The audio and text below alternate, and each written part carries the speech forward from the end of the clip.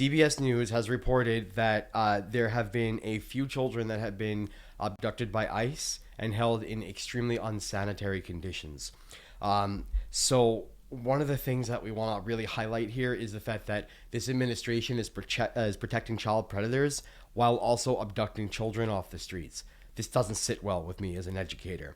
So CBS News is reporting that there was a child that developed a rash as a result of not being able to change his underwear for days on end. They would not let him get into clean clothing. He developed a rash as a result, which is a medical issue. Next, we had a child who was engaging in self-injury behavior, according to the reports. So banging his head against the wall, hitting his hands into his head. We call that self-injury behavior in my field of work.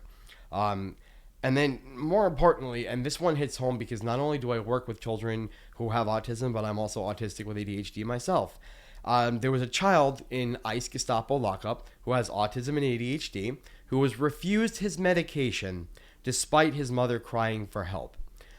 Let me explain to you a little bit about what happens to a child with autism and ADHD who doesn't have their medication. They go from calm, understandable individual to sometimes being in immense pain.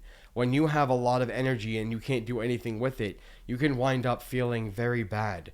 And it's going to be a very bad situation. Not everybody is like this, of course. This was my experience as a child. When I was unmedicated, I had a lot of pain as a result. I don't want to see children going through this in the traumatization of an ICE Gestapo camp.